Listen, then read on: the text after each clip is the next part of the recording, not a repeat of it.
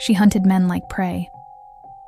Aileen Carol Wuornos, born February 29, 1956 in Rochester, Michigan, would go on to become one of America's most notorious female serial killers. Her story is one of trauma, survival, and revenge, a chilling descent into darkness that shocked the nation. Aileen's childhood was a nightmare. Her father, Leo Dale Pittman, died by suicide in prison.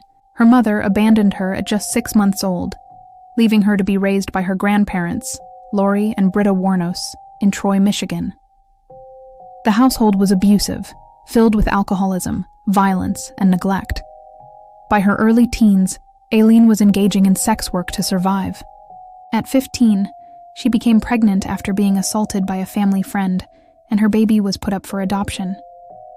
Shortly after, she was kicked out of the house and began living in the woods near her hometown. Through the 1970s and 80s, Aileen drifted across the country, surviving through prostitution, theft, and hustling. She eventually settled in Florida, where her crimes would unfold. Between December 1989 and November 1990, Aileen Wuornos murdered 7 men, all of whom she met while working as a highway prostitute. Her known victims were Richard Mallory, 51, last seen on November 30th, 1989, in Clearwater, Florida. His body was found in a wooded area near Daytona Beach. David Spears, 43, a construction worker from Winter Garden, found June 1st, 1990 in Citrus County. Charles Carskadden, 40, found June 6, 1990 in Pasco County. Troy Burris, 50, missing July 31st, 1990, found in Marion County. Charles Dick Humphreys, 56, retired Air Force major and state child abuse investigator, found September 12, 1990 in Marion County. Peter Seams, 65, a retired merchant seaman, disappeared June 1990, never found. His car was later discovered in Orange Springs. Walter Antonio, 62, found November 19, 1990 in Dixie County. Each man was shot multiple times with a .22 caliber pistol. Wuornos claimed they had either assaulted or attempted to assault her, and that she killed in self-defense. But detectives noticed the pattern: robbed victims, abandoned cars, and stolen items pawned under fake names. The investigation took a turn when police found Aileen E.S. fingerprints on a pawn slip linked to one of the victims. Witnesses reported seeing Wuornos and her girlfriend, Tyria Moore, abandoning one victim's car after a crash near Orange Springs. Moore became the key to Aileen's capture.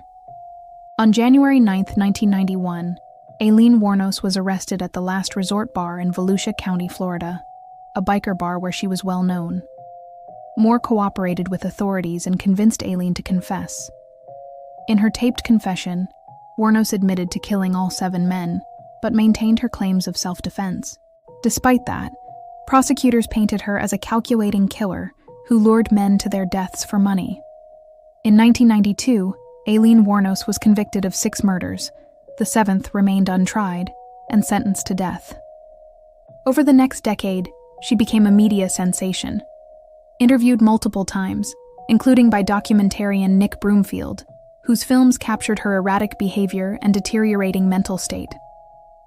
On October 9, 2002, at age 46, Aileen Wuornos was executed by lethal injection at Florida State Prison in Stark. Her final words, "I'll be back, like Independence Day, with Jesus, June 6th, like the movie, big mothership and all."